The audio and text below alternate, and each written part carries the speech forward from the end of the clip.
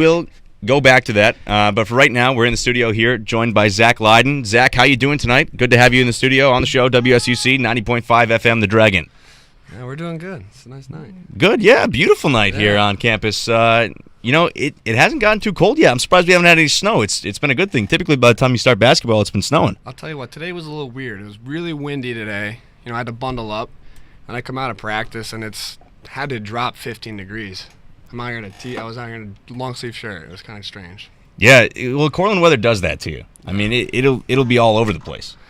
But so how are you liking Cortland so far? Your first year here? Yeah, it's definitely a different experience, but basketball standpoint, I'm a lot more comfortable here. It's a lot of fun. I love the team, love the guys. School-wise, I think I settled in really well, and classes are great, and the atmosphere around here, I just love the way campus is buzzing all the time, so it's good. So talk a little bit about the transition. You went to Pine Plains High School. Of course, we were longtime friends. We've been longtime friends. I guess we could say that. I'm not sure if I know what you're talking about. Well, I mean, we were the same grade in high school. We'll put it that way. That's we correct. played on the same team. You played. I typically got the water. Yes, he's very good at that actually. But I did have my own jersey, so that's a fact. He brought a nice cup of water. I'll tell you what. Yeah. And then you went to Bridgeton, and then you went to LIU, and then you came to Cortland. So talk a little bit about the transition from high school all the way to here. All right. Well, high school, it was I started. My freshman year, I got called up. I played varsity basketball my freshman year. Ended up a few games into the season starting as a freshman, which was tough for me because I played against a lot of, much older guys. It taught me a lot. As years go on, experience, strength, IQ starts to kick in. And, I got better every year, like significantly better. By the time my junior, senior year, I kind of settled in. We had a great team and, great bunch of guys.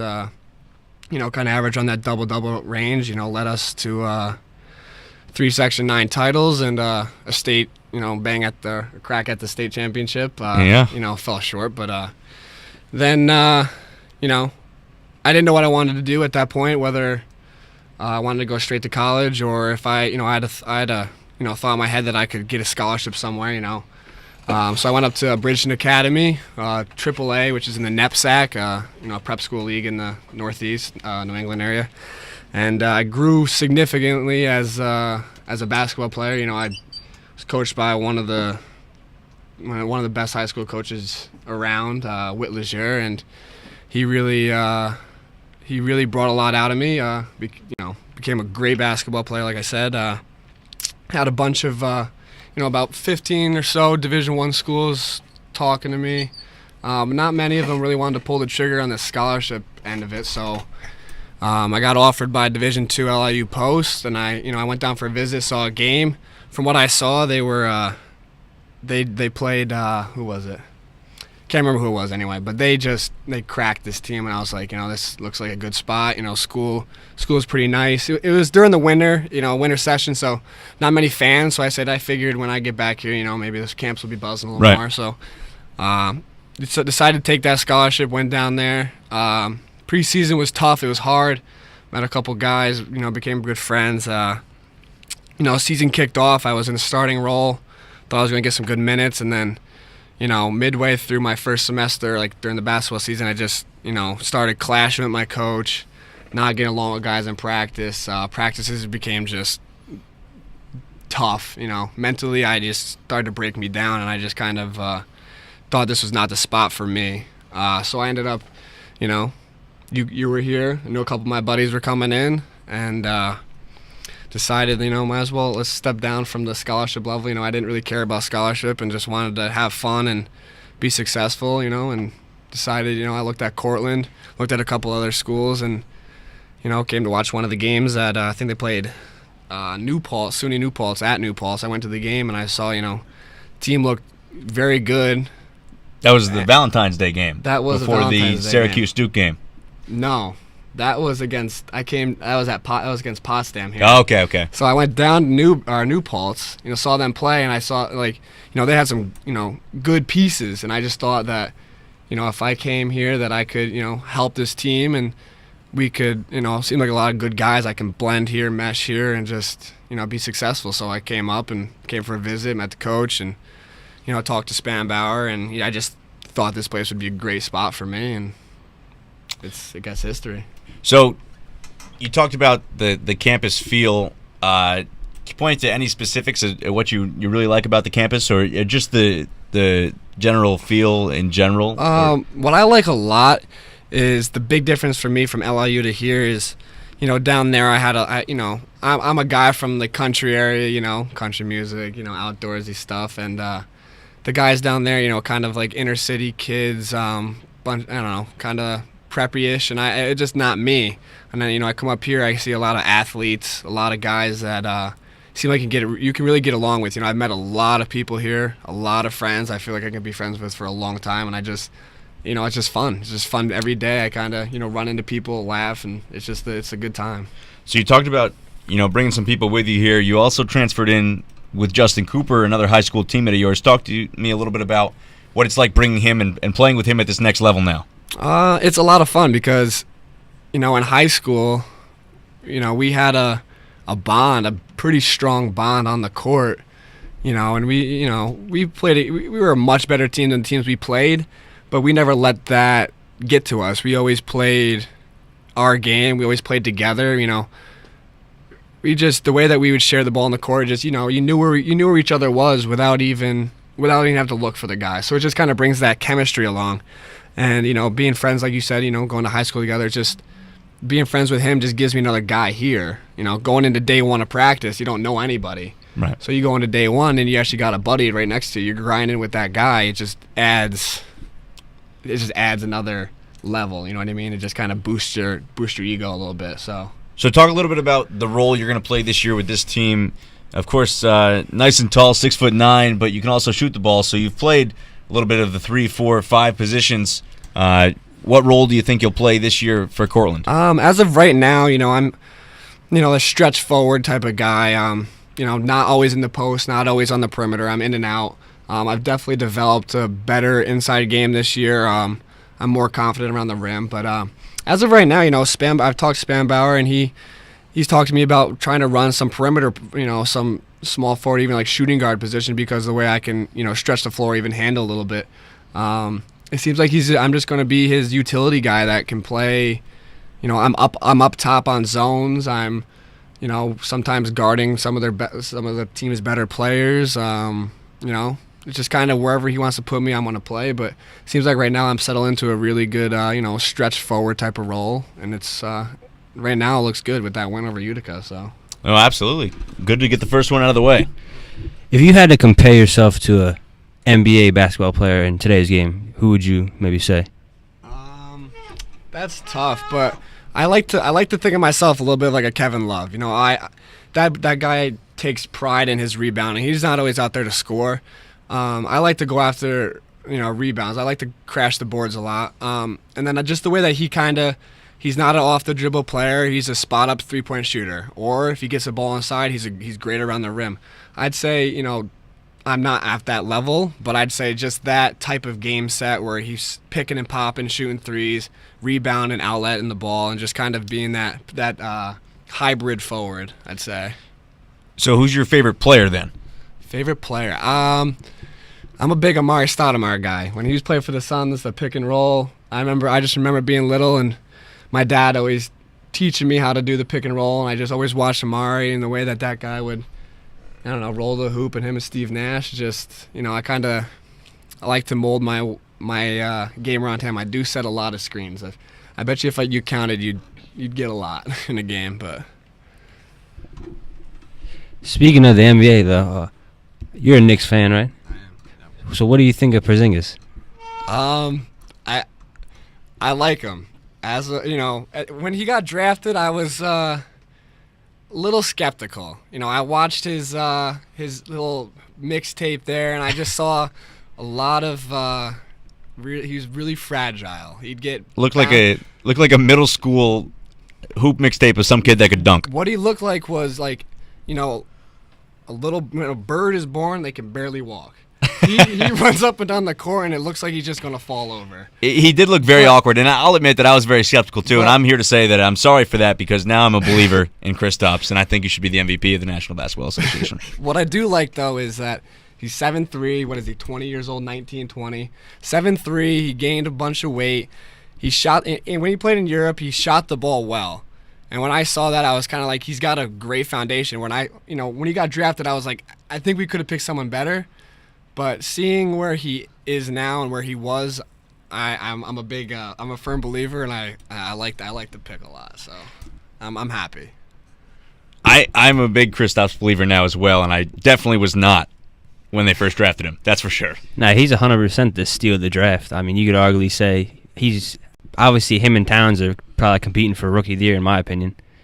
So far, right? It's still early. I wouldn't really say anybody else is. I mean, Okafor is definitely you have to consider him, but I don't know. I think Porzingis and Towns probably look better. And Porzingis, like the thing about him that I like is that he's 7'3", but he shoots the ball, and he hits the clutch shots, too. I mean, the one that they waved off against the Hornets where he thought he hit the buzzer beater. So close. I mean, that was a millisecond difference between being an NBA game winner with Kristaps Porzingis pulling the shot for the Knicks, and I think that's big. The thing that you see, though, I don't know. I saw a picture the other day, or was it this morning? I can't remember what it was, but when he takes a jump shot, he is literally shooting the ball, and he's over the rim already. No one's going to be able to guard that. His turnaround jumper, when he elevates, his hands are already above the rim. It's just something you don't see every day, I guess. So it's different, but See, but I think the Knicks, their biggest problem still is Carmelo Anthony. They would be a better team this second if they got rid of him. I've disagreed with Steven for a while on this, but we'll see what you have to say about honestly, though, he's not a team player. He's not going to make them better in any way. I mean, half the time, all he's really going to do out there is taking isolation shots. You see him, honestly, I'd almost rather have Porzingis taking it at this point. So it's like, I mean, he has put up some good stat lines, but he's not going to be your future. Here's what I think, though. Like, I agree with that, but this year's Melo is different than the past few years. I mean, I think he realized he's got a lot of young guys on his team, and he's got to play more of that leadership role where he's got to take less shots. And you see that already where he's not taking as many – he's passing the ball a little more. And I remember before one of their games he was talking, like, during his injury, he sat there the whole year and watched them lose every game. And he learned from that. And I think the way that the Knicks are playing right now is – I think it's a good thing. It's a good thing to see what Melo is doing, but I don't know if he's what we need. I think they should get rid of him and try to get a couple guys that fit their system. I don't know. I kind of agree with you, though. So it's definitely a tough debate. My debate is that you're just going to say goodbye to a top 20 player in the NBA. I mean, no doubt he's still an all-star. So it's tough just to make that argument and just say that he should be gone. No doubt about it. I think, though, I mean, they're really kind of just trying to play team basketball at this point. It seems like they actually got a good group of guys that like each other, not compared to last year. And it seems like they're starting to actually, Fisher's starting to be, seem like a good coach. But to me, really, Melo, he's not really doesn't fit in with that team, mindset with that team. I feel like he's just holding them back, honestly. Because it's like he's not really going to be a part of it, and he really doesn't give you – I don't really think he's making anybody better. I definitely see your argument. No doubt about it. He's definitely an elite scorer. I can give him that. But for the Knicks, and I don't think they're going to do anything this year. Right. Maybe make the playoffs. They have a good shot making the playoffs. Right. Well, we already have more wins than last season, so it's better. I mean, more than, and the Sixers are still defeated. I'm sure they're playing tonight. They're playing the Pacers now, but it's a good thing, though. I mean, you got to look at two of those guys in college, like Simmons and even Murray on Kentucky. I mean, so. That's what they're waiting for, a guard or a three that can step in and really be a good player. Well, I'll use your college point there for a transition. We'll talk a little bit about your family here. Your mom played collegiate basketball. Your brother is playing at Syracuse right now. How does this family-oriented basketball play into you playing at the next level now, and how has basketball been a part of your family your whole life? Like you said, my mom played in high school. So at a young age, they never forced us to do anything. I think we just fell in love with basketball by ourselves. But when it came time to when we actually started to like it, my mom, she's 6'2", great player in high school, and she just took us under her wing, I guess. And, she taught us how to shoot. She taught us how to play. My dad didn't play, but he loved the game. loved the Knicks, loved Syracuse basketball his whole life. And he taught us, inside moves. He knew we were going to be big. My dad's 6'6", my mom's 6'2". It's just bound to happen. We're going to be big kids. So, all the time we had a hoop outside and hook shots. My dad always put up hook shots, worked on hook shots all the time. My dad would never let me shoot, just hook shots. So we kind of built a good foundation, but they never pushed us to do something we didn't want to do, which was perfect for who we are and stuff like that. It became, I don't think they expected to be what it is now, but it's definitely, I guess, consuming our life, and I think it's a good thing. It's a fun process. It's a fun ride, and it's great. At what point did you realize that this is what it's going to be now, or is it still not hit you yet? It hasn't hit me because, I look at it as, my brother, he's at Syracuse. He was a top 100 basketball player. I think he ended his high school career at in the 70s.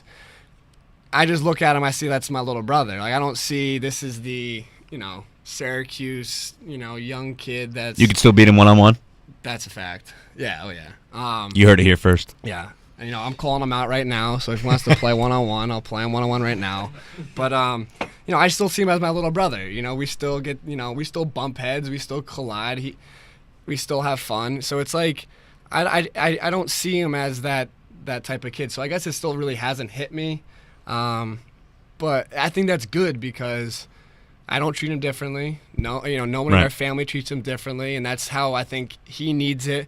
Because some of these other guys, family starts treating him differently, people start treating him differently, and they start to change. And I think for him, with all of our friends, and no one treats him any differently. You still, you punch him in the shoulder, and you don't care that he's a Syracuse basketball player. You punch him in the shoulder because he's ticking you off. And so it's definitely hasn't hit, but it's still really cool. It's fun to see him out there and doing really well and liking it. So it's cool. Now, how nice is it to have him just half an hour away in Syracuse, and how much did that factor into both your decisions? It's definitely a good thing because, in high school, we did not get along. Oh, I can attest to that. We did not get along. Our one-on-one battles, outside on the basketball court, usually, I don't think we ever completed a game. Oh, it always end in the Lydon spike. It would, the ball would be punted pretty far across the lawn. And that even carried over into practice, which was not good. That was not good. I would get mad, and I would actually kick the ball in practice. So it was not good. But when we split up and we went our two different ways, when it went to prep school, we actually became so much closer. The distance kind of, I guess, helped us. A little relationship thing. But we were in the same league. We played each other 3 times actually, and that kind of brought us closer and became a lot better friends. Now you guys were the underdogs first time you played. Took them to overtime. We took them to the overtime. Lydon Bowl. Yeah, and we would have won that game if I did not foul out. I'll tell you that. I had a great game. I think I had 18 and 12, and then they ended up beating us on a buzzer beater, like a ridiculous, just like the kid ran down the court with his left hand and just chucked the thing up and he banked it in. Like, it should never happen, but anyway. Whatever. We did not have a good team. We did not have a good team. We were not expected to win any games, and then we played them again and lost by like 40. So that's how it rolls. Yeah, sometimes you have your good days and your bad days. But all right, so talk about your 2 younger brothers who are the two now young going guys through the Pine Plains basketball system. Are they going to outplay both you and Ty, or what's going on there? It's tough right now. I got Jacob is 15. He's a sophomore right now, so he'll be playing varsity basketball. He's one of those kids that, when me and Tyler were little, we kind of had to work for it. We played for the Albany City Rocks. We went up and worked out a lot, worked on our game, and it seems like basketball comes really easy to Jake. He's just a long, athletic, just.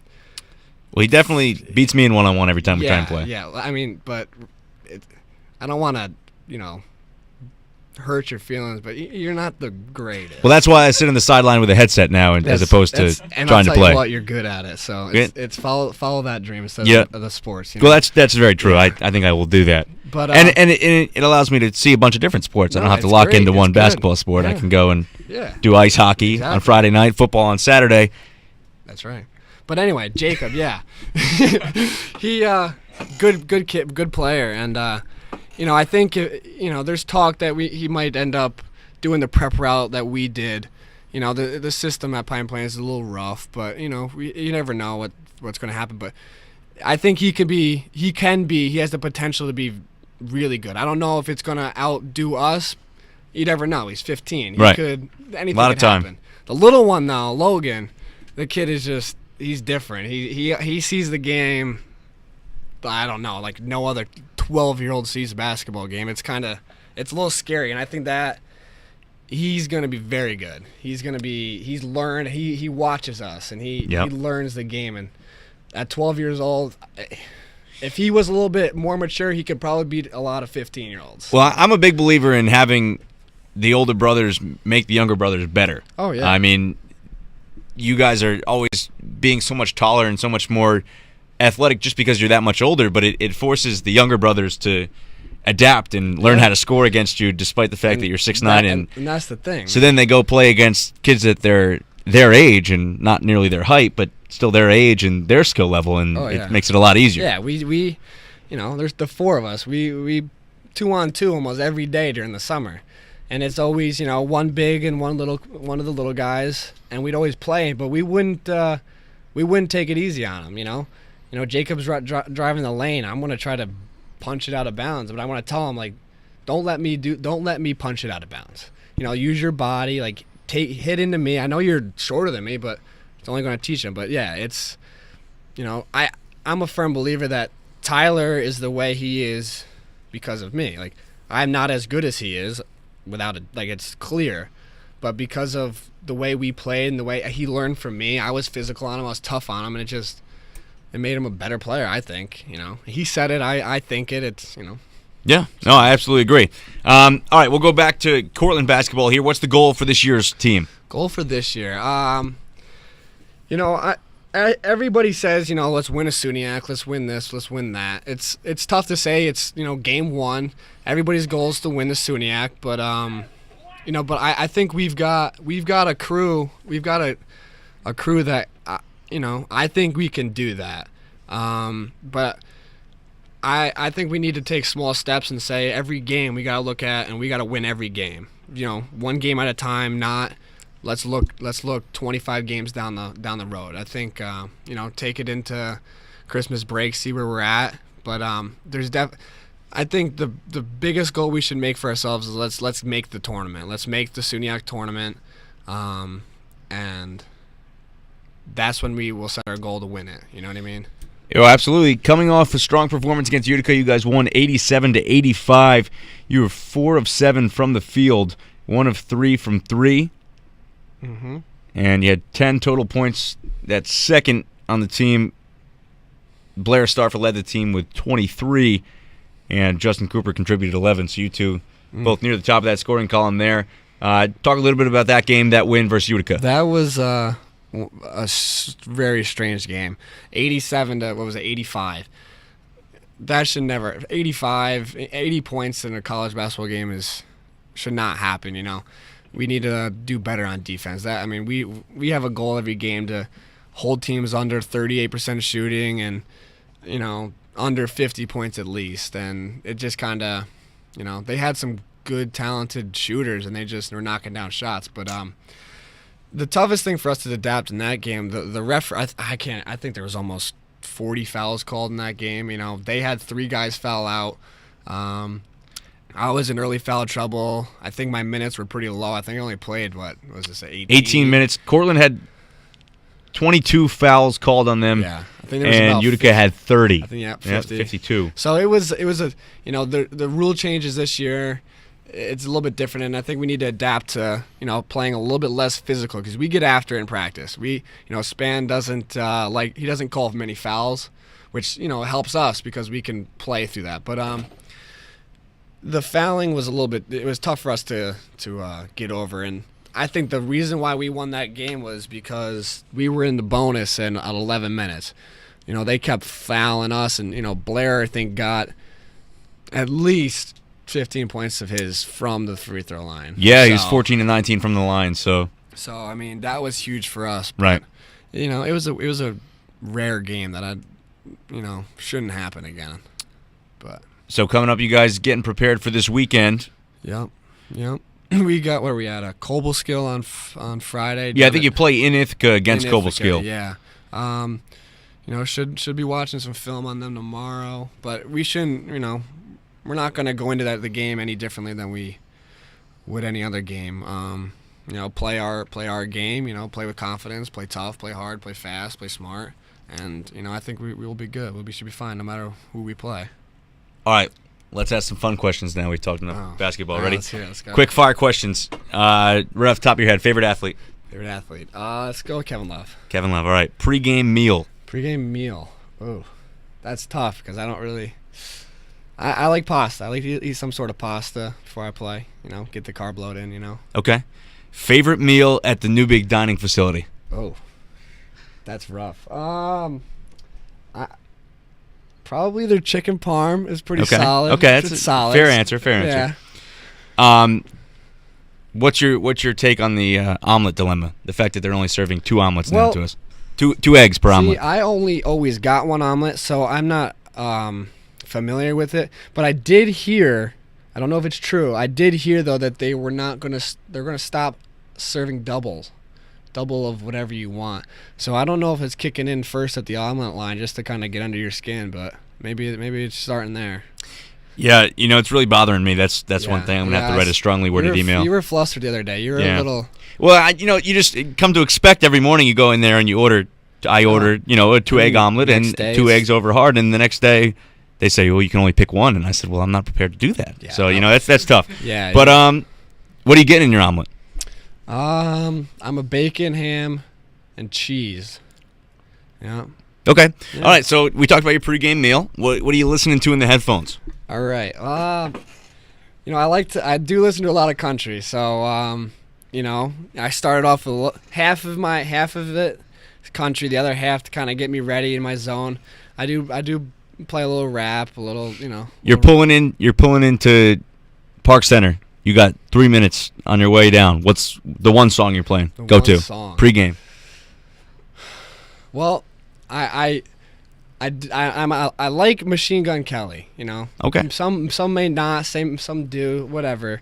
So his new album, General Admission. I kind of like a couple of his songs. World Series. I like that one. Song Every Day is a good song. So I'd probably end it with those two. So we had Cortland offensive lineman C.J. Zenalimba in for an interview, and he said his pregame song was Jumpman. And then I asked what his karaoke song would be, if it would be the same as his pregame song. He went with Hello Adele. What would be your go-to karaoke song? Karaoke song. Probably Jake Owen Beachin'. Ooh, I like the to summer sing feel. I like to sing along to that one in the summer. Yeah, that one gets me going. So very good. All right, the best win you've been a part of. Best win. Probably state semifinals against Silver Creek. Down, I don't even know, 3 or 4 with like a minute left. Thinking we were going to lose. Almost teared up on the court. Ended up, our big guy ended up hitting a couple free throws. Send us the win by 3. I think we won by 3. Can't remember. It was so long ago. And I just remember feeling like we almost lost. Like that was almost the end of my year, my end of my career. Yeah. Tears started falling after the win. And I was like, I don't know why, but probably one of the greatest. That was a great win. That was crazy with all those people, all the fans. It was sweet. I'll just talk about that win for a little bit because I was there. I was on the bench, and I will recall that you got a little blood on your jersey. Okay, and so there was this whole fiasco, and I don't think I've ever openly admitted to this, but it was my fault that I think we got a technical for you not checking back into the game or something like that, because I just gave you the jersey and said go back out or whatever. I don't really remember too much what happened, but I think there was a technical, and I just remember sitting on the bench like, man, I'm going to be the reason we lose by 1 point because this happened. Well, explain to me what you did, because I don't know. What I remembered happening is you saying I need another jersey, so I think you wore 11 when you came back in the So- game. 11 was the extra jersey. Yeah, I was number 22, and I think I scratched my finger when I just kept bleeding, and I kept on just putting it on the inside of my shorts, right around like my strap, right on the strap, and ref couldn't see the blood. We're wearing white jerseys, so I was like, we're kind of screwed here if I get blood on my jersey. There's only a couple minutes left, Right. and it kept on getting on my jersey. I kept on tucking it in more and more into my shirt, my pants. Finally, came out.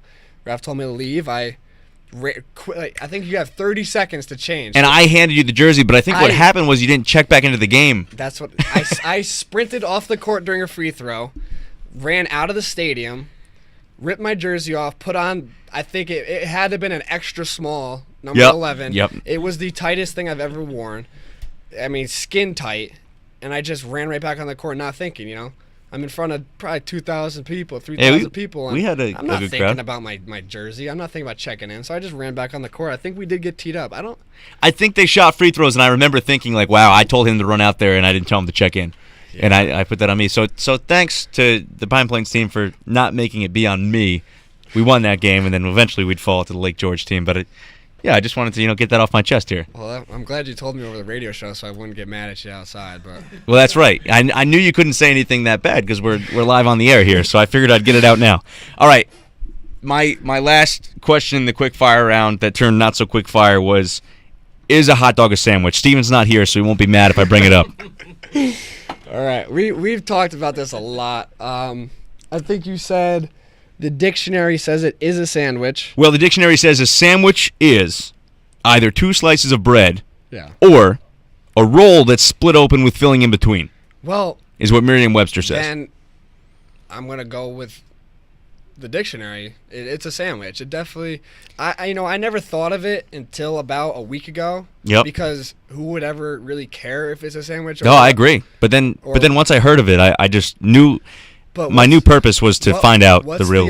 What would it not be? Like, if it's not a sandwich, what is it? They're saying it's a hot dog. It's its own category. Yeah, that's what they're saying. It's just a hot.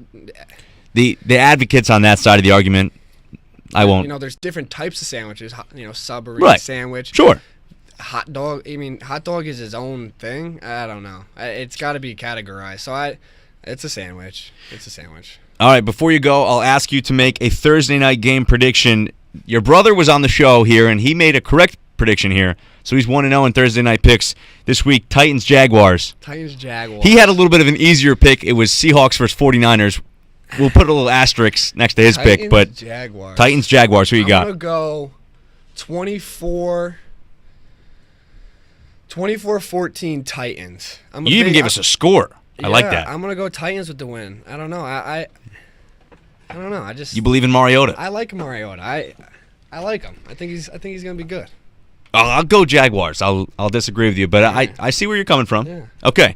All right. Thanks, Zach, for coming on. We're happy to have you here throughout the season whenever you want to come back on, and best of luck to you this weekend.